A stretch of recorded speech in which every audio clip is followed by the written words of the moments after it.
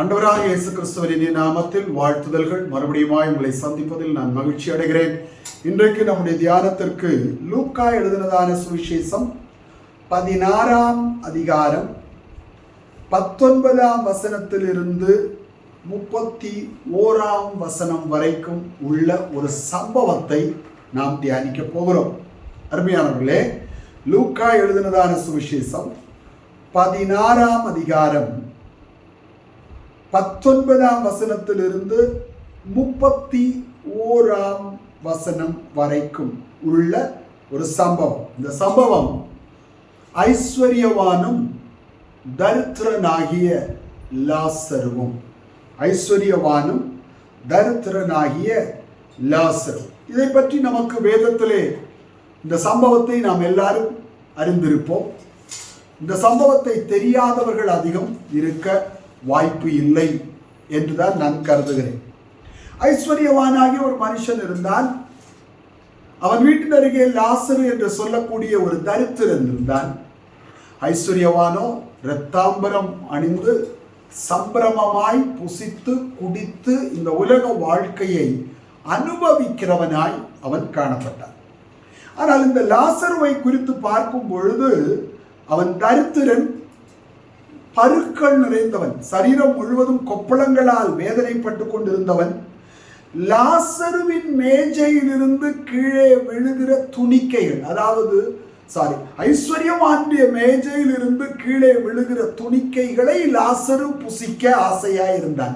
வேறு விதத்தில் சொல்ல போனால் அவன் ஒரு பிச்சைக்காரனாய் ஐஸ்வர்யவான் வீட்டிலிருந்து சாப்பிட்டது போக மீதி கொட்டப்படுகிறவைகளை புசிக்கிற ஒரு தரித்திர நிலைமையில் இருந்தவனாய் இருந்தான் என்று பார்க்கிறோம். 2 பேரும் மரித்தார்கள். ஐஸ்வர்யவான் மரித்தான், அடக்கம் பண்ணப்பட்டான்.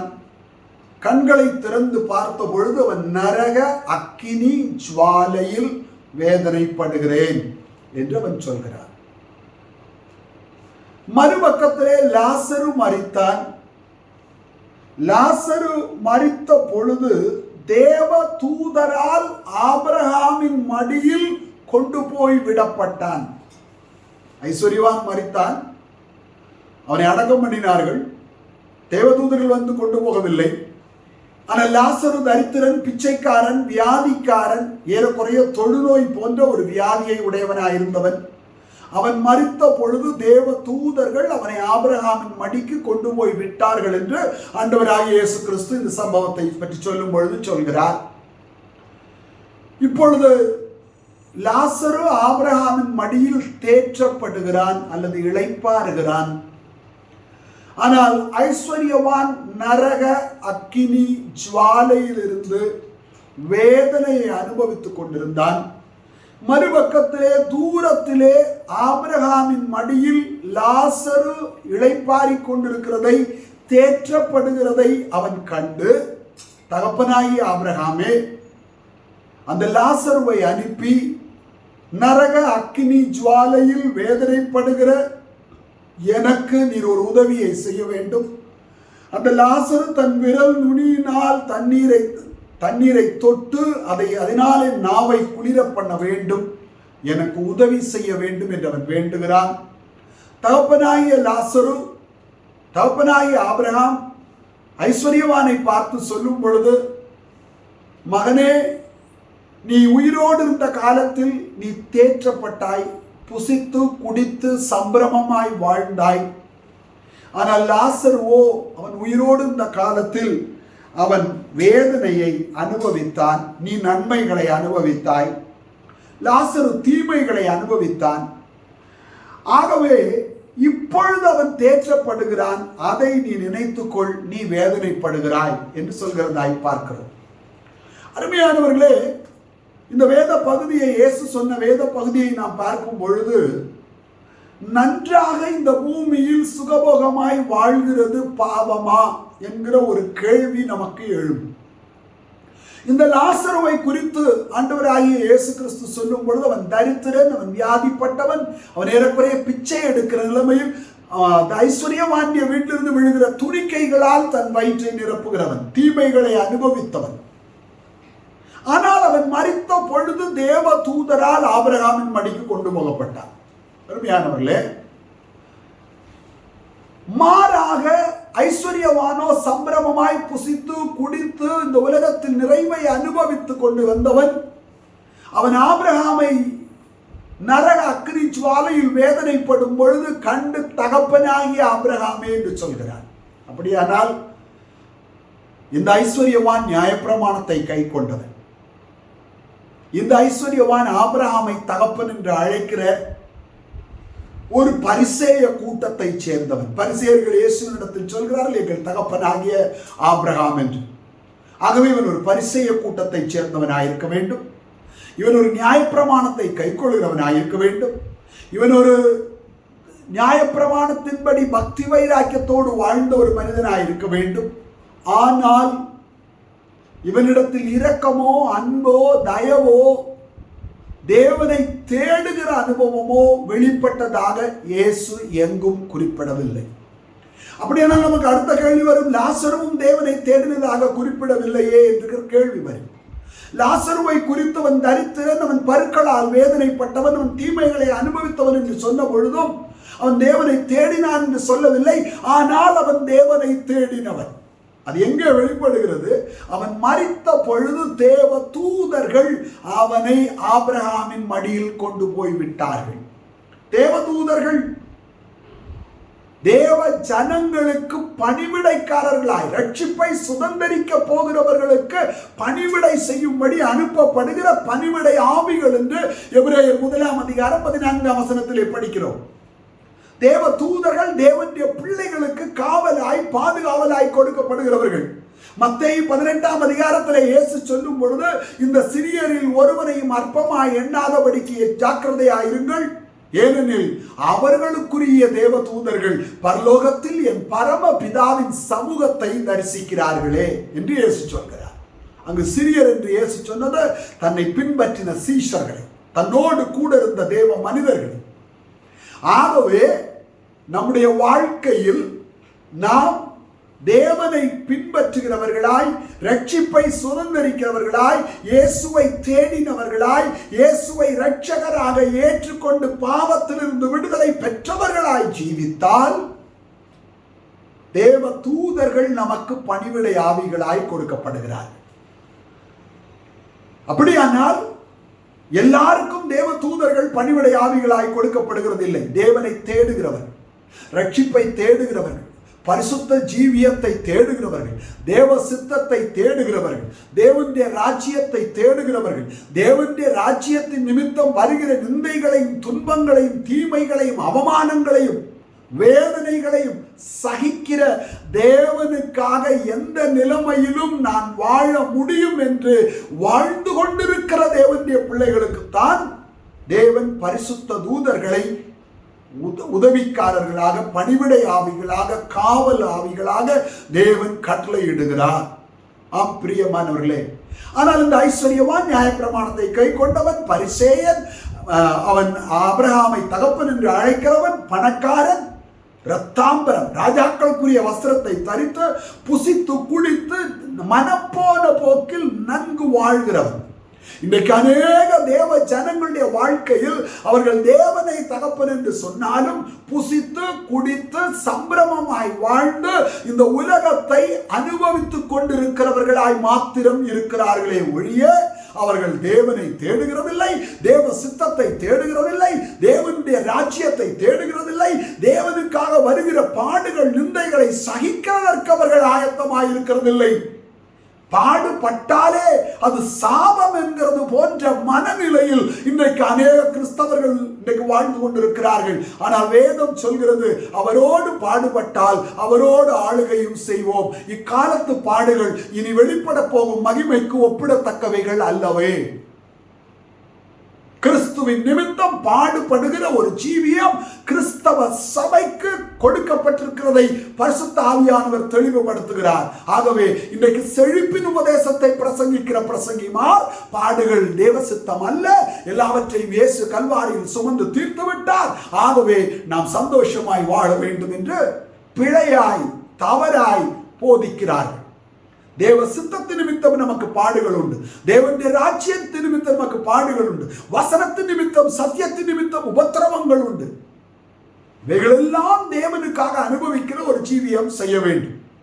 ஆனால் ஐஸ்வர்யமானோ பாடுகள் இல்லாத சம்பிரமமான ஒரு வாழ்க்கை, திருப்தியான ஒரு வாழ்க்கை, மனம் போன போக்கில் போன ஒரு வாழ்க்கை வாழ்ந்து வந்தான். ஆனால் தேவனை தேடவில்லை, தேவனுடைய ராஜ்யத்தை தேடவில்லை, தேவனுடைய தயவை தேடவில்லை, தேவனுடைய இரக்கத்தை தேடவில்லை, தேவ சமூகத்தை அவன் தேடவில்லை. காரணம், அவனுக்கு எல்லாமே உலகத்துக்குரிய எல்லாம் கிடைத்திருந்தது. சங்கீதக்காரன் அவர் அப்படிப்பட்ட ஒரு கூட்டத்தை பற்றி சொல்லும் பொழுது, இம்மையில் தங்கள் பங்கை பெற்றிருக்கிற உலக மனுஷர் என்று 17ஆம் சங்கீதத்தில் 14ஆம் வசனத்தில் சொல்கிறார். அவர்கள் வயிறு புத்திர பாக்கியத்தினால் திருப்தி அடைந்திருக்கிறது. அவர்கள் ஆஸ்திகளை தங்களுக்கு பின் பிள்ளைகளுக்கு சேர்த்து வைக்கிறார்கள். ஆனால் பங்கு இம்மையில் மாத்திரம், இந்த உலகத்தில் மாத்திரம். அவர்களுக்கு நித்தியத்தில் பங்கு இல்லை. இன்றைக்கு கிறிஸ்தவர்கள் மத்தியிலும் அப்படிப்பட்ட வாழ்க்கை வாழ்கிற ஒரு கூட்டம் கிறிஸ்தவர்கள் இருக்கிறார்கள். அவர்களுக்கு தேவனுடைய ராஜ்யத்தில் பங்கும் இல்லை, பாக்கியமும் இல்லை என்கிறதை தெளிவாய் விளங்கிக் கொள்ள வேண்டும். இப்பொழுது விஷயத்துக்கு வருவோம். ஐஸ்வர்யவான் மரித்தான். இப்பொழுது மரித்த பின்பு தூரத்தில் அவன் லாசருவை கண்டான். ஏனென்றால் அவனுடைய வீட்டிலே கிடந்து பிச்சை எடுத்துக் கொண்டிருந்த, தேவனுடைய ராஜ்யத்தின் நிமித்தம், தேவனுடைய சத்தியத்தின் நிமித்தம், தேவனுடைய பிரமாணத்தின் நிமித்தம் துன்பங்களை அனுபவித்துக் கொண்டிருந்த ஒரு மனுஷன், தேவ மனிதன், அவனை இவன் கண்டான் என்று சொல்கிறது.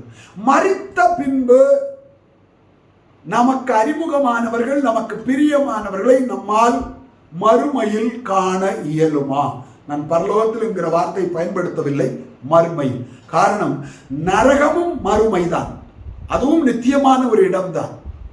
ஆகவே நரகத்தில் இருக்கிற ஐஸ்வர்யவான் ஆபிரகாம் அடியில் இளைப்பாரி கொண்டிருந்த லாசருவை கண்டான். மரித்தவர்களுக்கு தங்கள் உறவுகளை குறித்த அறிவு உண்டு. தங்களுக்கு அறிமுகமானவர்களை அறியக்கூடிய ஒரு அறிவு உண்டு.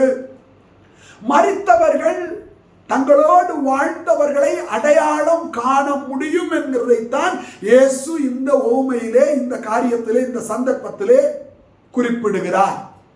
அது மட்டுமல்ல, இப்பொழுது மரித்தவன் வேதனையை உணர்கிறான். அவன் நரக அக்னி ஜுவாலையில் வேதனைப்படுகிட்டு தன் வேதனையில் லாசருவை அனுப்பி தன் நாவை குளிர பண்ண வேண்டும் என்று சொல்கிறார். மரித்த ஆத்துமாக்களுக்கு சரீரம் ஒருவேளை அக்னியில் வேதனைப்படும், ஆத்துமா வேதனைப்படுமா என்கிற ஒரு கேள்வி கிறிஸ்தவர்களுக்கு உண்டு. நிச்சயமாக வேதனைப்படும்.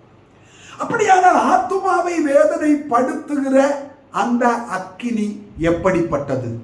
அது எழுத்தின்படியானதா என்கிற ஒரு கேள்வி நமக்கு உருவாகும். பிரியமானவர்களே, நிச்சயமாக மறுமை வாழ்க்கையில் எழுத்தின்படியான ஒரு அக்கினி ஆத்துமாவை வேதனைப்படுத்த முடியாது. நாம் தெளிவாக விளங்கிக் கொள்ள வேண்டும். Physical fire and spiritual fire. Physical fire அதாவது பொருள் சார்ந்த ஒரு அக்கினி. அந்த அக்கினி நம்முடைய சரீரத்தை வேதனைப்படுத்த முடியும், ஆனால் நம்முடைய ஆத்துமாவை வேதனைப்படுத்த முடியாது. அப்படியானால் நித்தியத்தில் மனிதனை வேதனைப்படுத்துகிற அக்கினி எது? உன்னத பாட்டின் புஸ்தகம் 8ஆம் அதிகாரம் 6ஆம் வசனத்தில், நேசம் மரணத்தை போல் வலிது, நேச வைராக்கியம் பாதாளத்தை போல கொடியது, அதன் தழல், நல்ல கவனிங்க, நேச வைராக்கியத்தில் ஒரு தழல் இருக்கிறது, அது அக்கினி தழலும் அதன் ஜுவாலை கடும் ஜுவாலையுமாய் இருக்கிறது. பரலோகத்தில் வேதனை உண்டா? நிச்சயமாக இல்லை. அங்கே அழுகை இல்லை, அங்கே கண்ணீர் இல்லை, அங்கே துக்கம் இல்லை, அங்கே ராக்காரம் இல்லை, அங்கே பசி இல்லை, அங்கே புலம்பல் இல்லை, அங்கே கூக்குரல் இல்லை, ஒரு சாபமும் இல்லை. அப்படியானால் வேதனை எங்கே இருக்கிறது? நரகத்தில். அங்கே அக்கினி ஜுவாலை இருக்கிறது, அதில் வேதனைப்படுகிறார்கள். அக்கினி என்று சொன்ன உடனே நித்தியத்தில் அக்கினி எப்படி வர முடியும்? அங்கே கந்தகம் எப்படி வர முடியும்? அது பொருள் சார்ந்த அக்னியும் கந்தமும் என்று வேதத்திலே சொல்லி இருக்கிறதே. ஆகவே நரகம் என்பது ஒரு உவமையாக, ஒரு உருவகமாக சொல்லி இருக்கிறதே ஒழிய நரகம் இல்லை என்று பிரசங்கிக்கிற, பிழையாய் போதிக்கிற சபைகள் இருக்கிறது, உபதேசிகள், பிரசங்கிமார்கள் இருக்கிறார்கள். ஆனால் பரலோகத்தில் நேசம் ஒரு மனிதனை தேவனோடு கிட்டி சேர பண்ணி தேவனோடு இணைத்து விடுகிறது, தேவ அன்பு.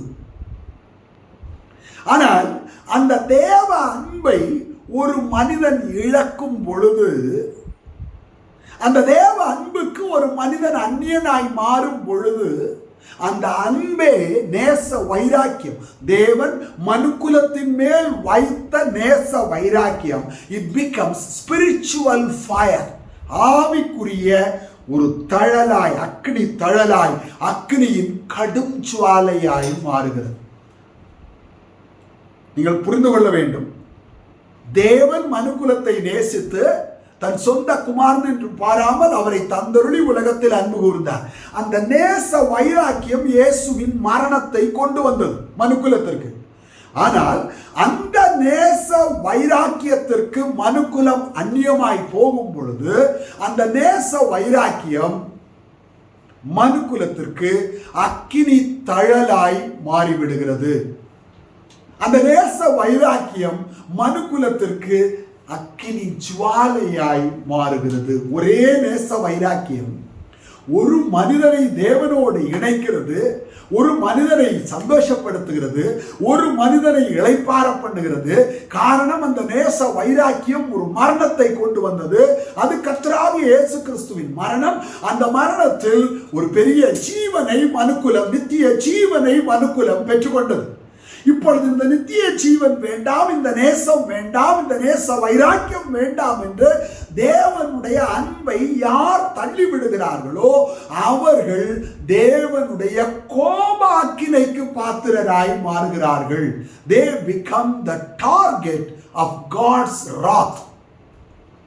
அந்த தேவனுடைய நேசம் மனிதனை மீட்டு பரிசுத்தமாக்கி தேவனோடு ஒன்றாக்குகிறதா இருக்குமானால், அந்த தேவனுடைய கோபம் தான் நித்தியத்தில் அக்கினியாக, அக்கினி தழலாக, அக்கினி ஜுவாலையாக காணப்படுகிறது. When people become unworthy for God's love and the zeal of God's love, that becomes God's wrath to them. That becomes the hellfire for the people. ஜனங்களுக்கு தேவ அன்புக்கு விரோதமாய் அவர்கள் போகும் பொழுது அவர்கள் தேவ கோபாக்கினைக்குள் கடந்து வருகிறார்கள். தேவ அன்பை அவர்கள் இழந்து விடுகிறது. அவர்களுக்கு நித்திய வேதனையாய். நல்லா கவனிச்சீங்கன்னா, அந்த தேவ அன்பு அவர்கள் பரலோகத்தில் போய் அறிஞ்சுக்குவாங்க. பூமியில அறிஞ்சாங்க, அதை ரிஜெக்ட் பண்ணிட்டாங்க.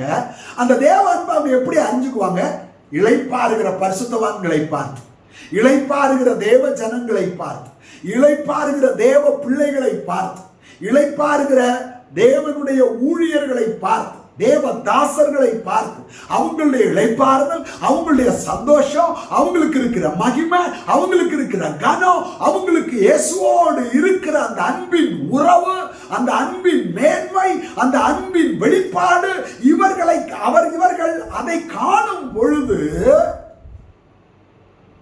there will be a tormentation in their soul. அவருடைய ஆத்துமாவில் அந்த அன்பை இழந்தது, நேசத்தின் வைராக்கியத்தை அவர்கள் இழந்து விட்டார்கள். கிறிஸ்துவின் மரணத்தை அவர்கள் இழந்து விட்டார்கள். கிறிஸ்துவின் மரணத்தின் மூலமாய் வந்த ஜீவனை அவர்கள் தள்ளிவிட்டு விட்டார்கள். அதை அறியும் பொழுது their own conscience, அவருடைய மனசாட்சி, அவருடைய ஆவி அவர்களை வாதிக்க ஆரம்பித்துவிடும்.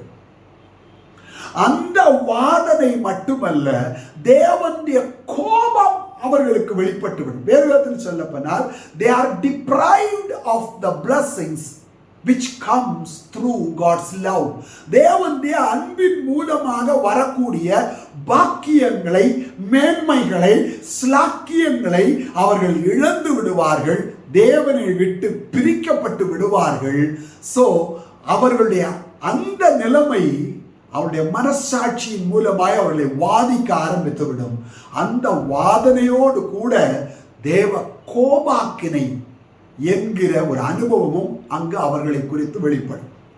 தங்களுடைய சொந்த மனசாட்சி வாதிக்கும், மறுபக்கத்தில் தேவனை விட்டு பிரிந்து போய்விட்டார்கள், மறுபக்கத்தில் மற்றவருடைய மேன்மையை கண்டு அதை பெற முடியவில்லை என்கிற ஒரு வேதனை ஒரு பக்கம், துக்கம் ஒரு பக்கம். இதெல்லாம் இருக்கும் பொழுது தேவ கோபாக்கினை வெளிப்படும், தேவ அன்பு அவர்களுக்கு இல்லாமல் போய்விடும். ஆகவே அவர்கள் இப்பொழுது சதா காலமும் வாதிக்கப்படுகிற ஒரு இடத்திற்கு வந்து விடுவார்கள். ஆகவே அக்கினியும் கந்தமும் என்கிற வார்த்தை இட்ஸ் a phrase. அக்கினி கடல், அக்கினியும் கந்தமும் என்று சொல்லும் பொழுது தேவன் இல்லாத ஒரு ஜீவியம். ஏன் அது வேதனையை கொண்டு வருகிறது? இதை நாம் புரிந்து கொள்ள வேண்டும் என்றால் ஆதியாகமம் 2ஆம் அதிகாரம் 7ஆம் வசனம்.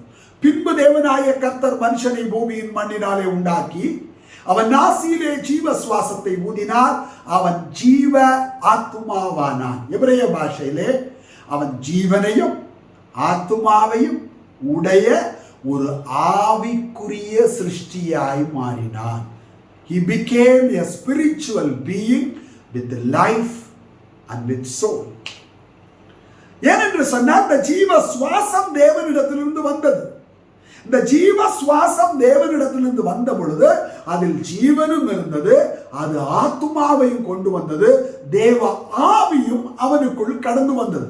ஜீவன் வருகிறது, தேவ ஆவியும் வருகிறது. தேவ ஆவியும் தேவ ஜீவனும் வந்த பொழுது அவனுக்குள் ஆத்துமா உருவாக்கப்பட்டது. அப்படியானால் இந்த ஆத்துமாவின் தன்மை, தேவ ஆவியின் தன்மை எப்படிப்பட்டது என்று சொன்னால், it must be connected with God forever and ever. தேவனோடு என்றென்றுமாக அது இணைக்கப்பட்ட ஒரு நிலைமையில் அது காணப்பட வேண்டும். அதனுடைய தன்மையே அதுதான். ஒரு சின்ன உதாரணம், தாயினுடைய கருவிலே ஒரு சிசு வளர்கிறது. அந்த சிசு தாயினுடைய கருவில் வளரும் பொழுது, கர்ப்பப்பையில் வளரும் பொழுது அது தொப்புள் கொடி மூலமாக தாயோடு இணைக்கப்பட்டிருக்கிறது. ஒரு விபத்து நேர்ந்து விட்டது என்று வைத்துக் கொள்ளுங்கள். அந்த விபத்தில் தாயினுடைய வயிற்றுக்குள் வளர்கிற சிசுவினுடைய தொப்புள் கொடி அருந்து விட்டது என்று வைத்துக் கொள்வோம். இப்பொழுது என்ன சம்பவிக்கும்? மரணம். அதே போலதான் மனுஷனுடைய ஆவி, மனுஷனுடைய ஜீவன் தேவனிடத்திலிருந்து வந்த பொழுது தேவனுக்கும் மனுஷனுக்கும் நடுவிலே ஒரு பிரிவு வரும் பொழுது அது மரணத்தை கொண்டு வருகிறது. அந்த மரணம் சம்பவிக்கும் பொழுது ஒரு வேதனை உருவாகுது. மரணம் சம்பவிக்கும் பொழுது பரிசுத்தவான்களுடைய மரணம் மட்டும்தான் அருமையானது, மற்ற எல்லா மரணங்களும் ஒரு வேதனையோடு கூட தான் முடிவுக்கு வரும். அப்படியானால் இப்பொழுது இந்த ஆத்துமா தேவனோடு இருக்கக்கூடிய அனுபவத்தில் உருவாக்கப்பட்ட ஆத்துமா, தேவனோடு இருக்கக்கூடிய ஆவி, என்றால் தேவனிடத்திலிருந்து வந்தது, தேவ ஜீவனால் உருவானது ஆத்துமா, அது தேவனை விட்டு நித்தியமாக பிரிக்கப்படும் பொழுது it will suffer, அது வேதனைப்படும்.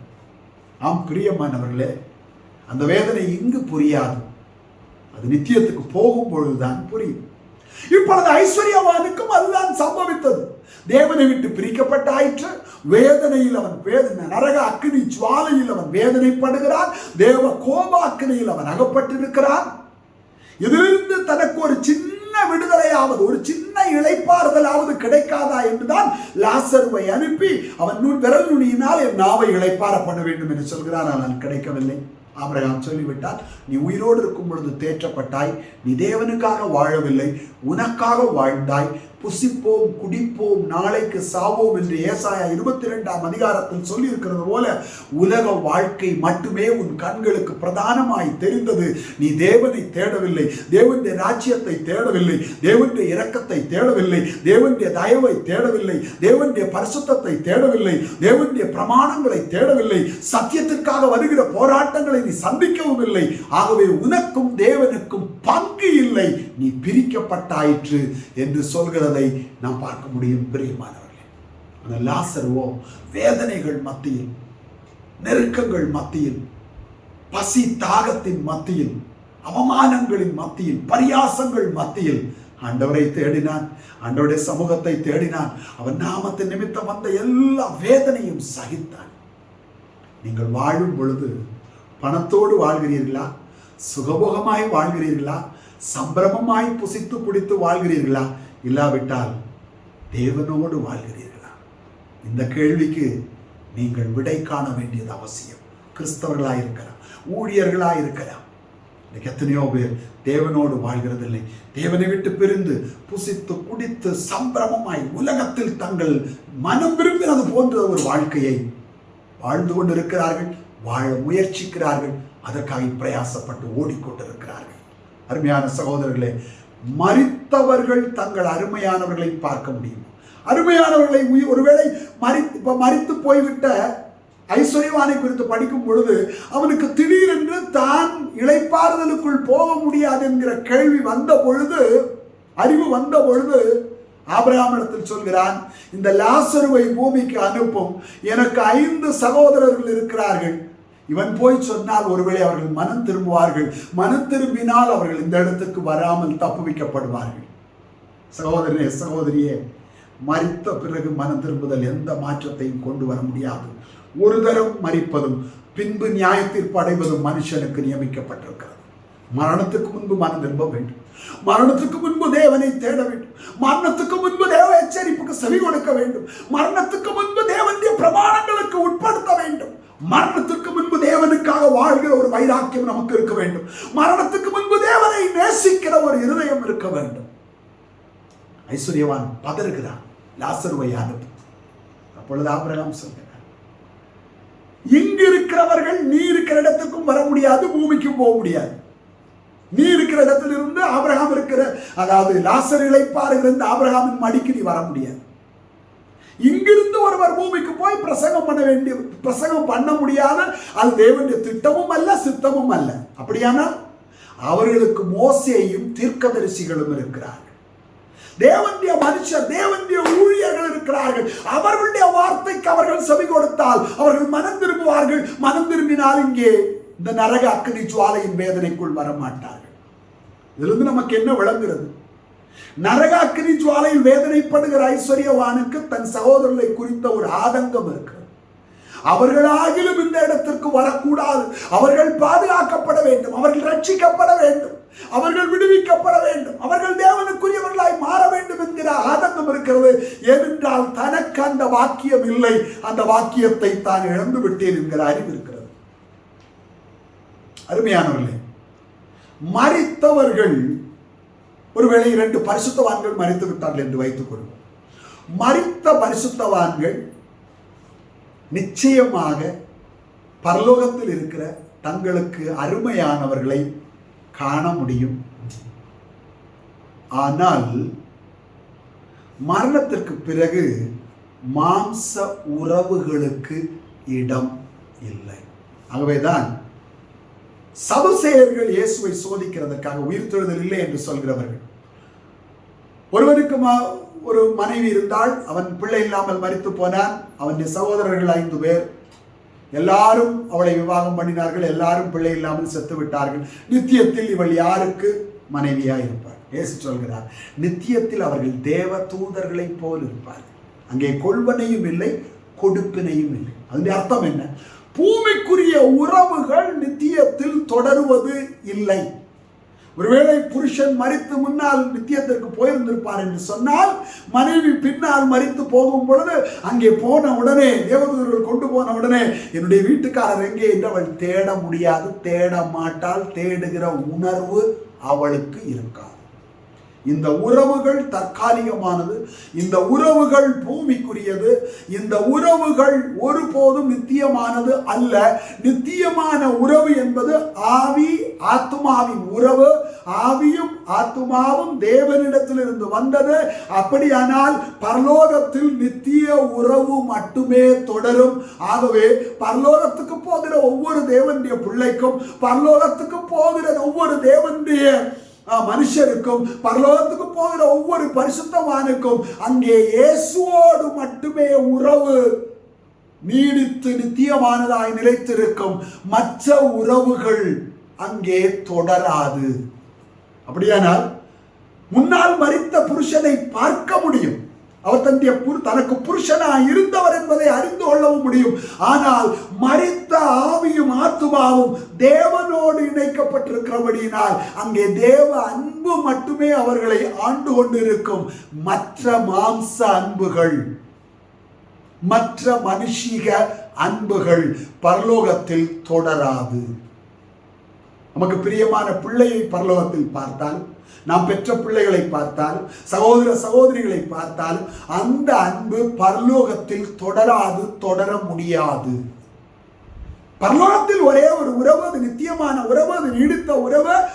தேவ சுவாசம் மனுஷனுடைய நாசியில் ஊதப்பட்ட பொழுது அவன் ஜீவனையும் ஆத்துமாவையும் பெற்றுக்கொண்டால் தேவ ஆவி அவனுக்குள் கடந்து வந்தது.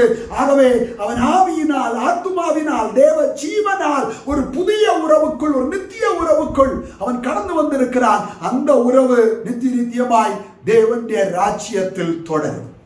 ஆகவே பிரியமானவர்களே, பரலோகத்திலே அந்த நித்திய உறவு மாத்திரம்தான் இருக்கும். அங்கே பூமிக்குரிய உறவுகளுக்கும் மாம்சீக உறவுகளுக்கும் இடமில்லை. ஆகவேதான் இயேசு சல்சேரிடத்திலே சொல்கிறார், அங்கே கொள்வினையும் இல்லை, கொடுப்பினையும் இல்லை, அங்கே மாம்சீக உறவு தொடருவதும் இல்லை. அங்கே தேவ தூதர்களை போல் இருப்பார்கள். அங்கே தேவ தூதர்கள் எல்லாரும் தேவனோடு மாத்திரம் உறவு கொண்டிருப்பார்கள். பரலோகத்தின் உறவு நித்தியமானது, ஆனால் தேவனோடு உள்ளது. அது பரிசுத்தத்தில் உள்ள உறவு, அது தேவனுடைய ஜீவனில் உள்ள உறவு, அது தேவ அன்பில் உள்ள உறவு, அது தேவனுடைய கிருபையில் உள்ள உறவு, அது இயேசுவின் இரத்தத்தில் உள்ள உறவு, அது தேவனுடைய வார்த்தையில் உள்ள உறவு, அது தேவனுடைய சித்தத்தில் உள்ள உறவு. ஆகவே மரித்து போன உறவுகளை நாம் இங்கே உணரலாம். பரலோகத்தில் போகும் பொழுது அங்கே நித்திய தேவனோடு இருக்கிற உறவு மாத்திரமே நிலைத்திருக்கும். மற்ற உறவுகள் அங்கே நிலைத்திருக்காது, அங்கே காணப்படாது. ஆகவே அருமையான சகோதரனே, சகோதரியே, அழிந்து போகிற தற்காலிகமான மாம்ச உறவுக்கு நீங்கள் கொடுக்கிற விலை நித்திய உறவுக்கு நீங்கள் கொடுக்காவிட்டால் இன்றைக்கு கர்த்தர் உங்களை எச்சரிக்கிறார். அந்த நித்திய உறவுக்கு நீங்கள் இடம் கொடுங்கள். அந்த நித்திய உறவை மேன்மையாய் எண்ணுங்கள். அந்த நித்திய உறவை பலப்படுத்துங்கள். தேவ அன்பில் வளருங்கள், சத்தியத்தில் வளருங்கள், தேவ சித்தத்தில் வளருங்கள். நித்திய உறவு தேவனோடு, நித்திய அன்பு தேவனோடு, நித்திய சந்தோஷம் தேவனோடு, நித்திய இளைப்பாறுதல் தேவனோடு. இந்த உறவை அறுந்து போறதை ஒரே ஒரு விஷயத்தில் சொல்லிவிடுகிறேன். தான் நேசிக்கிற மனுஷனுக்காக தாய் தகப்பனையே மறந்து தூக்கி எறிந்து விட்டு ஓடுகிற பிள்ளைகள் உண்டு. இந்த உறவு அவ்வளவுதான். அதே போல மனுஷிக உறவு, மாம்சீக உறவு எல்லாம் பூலோகத்தோடு முடிந்துவிடும். அங்கே ஒரே ஒரு உறவு, அது ஆவிக்குரிய உறவு, அது நித்திய உறவு. அந்த உறவுக்காக வாழுங்கள். அந்த உறவு உங்களை பலப்படுத்தும். அந்த உறவு உங்களை ஆசீர்வதிக்கும். அந்த உறவு உங்களை மேன்மை உள்ளவர்களாய் மாற்றும். அந்த உறவு ஒரு புதிய பரிணாமத்திற்குள் கொண்டு போகும். அந்த பரிணாமம் நித்திய பரிணாமம். அந்த பரிணாமம் ஒரு பெரிய ஆசீர்வாதத்தின் பரிணாமம். அங்கே ஒவ்வொரு மரித்த பரிசுத்தமான ஆத்துமாவும் தேவனோடு மாத்திரம் இணைக்கப்பட்டிருக்கும். எல்லாரும் தேவனுடைய அன்பில், மகிமையில், அவருடைய தரிசனத்தில், அவருடைய பிரசன்னத்தில், அவரை அறிகிற அறிவில் அவர்கள் பூரணமாகி அதில் வளர்ந்து கொண்டிருப்பார்கள். அங்கே மற்ற உறவுகளை தேடுகிற அனுபவம் இருக்காது. ஆனால் நமக்கு பிரியமான உறவுகளை பரலோகத்தில் பார்க்கும் பொழுது ஒரு சந்தோஷம் நமக்குள் காணப்படும். அதில் எந்த மாற்று கருத்தும் இல்லை. எப்படி ஐஸ்வர்யவானுக்கு தன் சகோதரர்கள் இந்த இடத்துக்கு வரக்கூடாது என்கிற வேதனை இருந்ததோ, அதே போல தனக்கு உறவுகள் அங்கே வந்ததை பார்த்து சந்தோஷம் இருக்கும். ஆனால் அந்த சந்தோஷம் இயேசுவின் மேல் வெளிப்படும். அவருடைய இரத்தத்தினால் இவர்கள் வந்தார்கள், அவருடைய வார்த்தையினால் வந்தார்கள், அவருடைய வல்லமையினால் வந்தார்கள், அவருடைய மீட்பினால் வந்தார்கள், அவருடைய அநாதி சிநேகத்தினால் வந்தார்கள். ஆகவே அது நித்தியமானது, அது நித்திய உறவு. அந்த நித்திய உறவுக்கு நாம் இன்றைக்கு ஆயத்தப்படுகிறோமா? இந்த கண்களை மூடுவோம். மகா கிருபையும் இரக்கம் உள்ள இந்த நல்ல தகப்பனே, இந்த நல்ல நாளுக்காய் ஸ்தோத்திரம். மனுஷர் அழிந்து போகிற உறவுகளுக்காக தங்கள் வாழ்க்கையை அழித்து கொண்டிருக்கும் பொழுது, பிரயாசப்பட்டு கொண்டிருக்கும் பொழுது, வீணாக்கி கொண்டிருக்கும் பொழுது, நாங்களோ நித்திய உறவில் பலப்பட, அதே நேரத்தில் அந்த உறவுக்குள் எங்களுடைய உறவுகளை, எங்களுடைய அன்புக்குரியவர்களையும் நாங்கள் கொண்டு வந்து நித்தியத்தில் உம்மை சந்திக்க, எங்கள் உறவுகளையும் நித்தியத்தில் உம்மோடு காணப்பட உதவி செய்ய எங்கள் எல்லாருக்கும் கிருபை தாரும். தாழ்த்தி உடைய பாதத்தில் சமர்ப்பிக்கிறோம். சீக்கிரத்தில் வரப்போகிற இயேசுவை சந்திக்க எங்களுக்கு உதவி செய்தருளும். எங்களுடைய பாதத்தில் சமர்ப்பிக்கிறோம், இயேசுவின் நாமத்தில் பிதாவே, ஆமென்.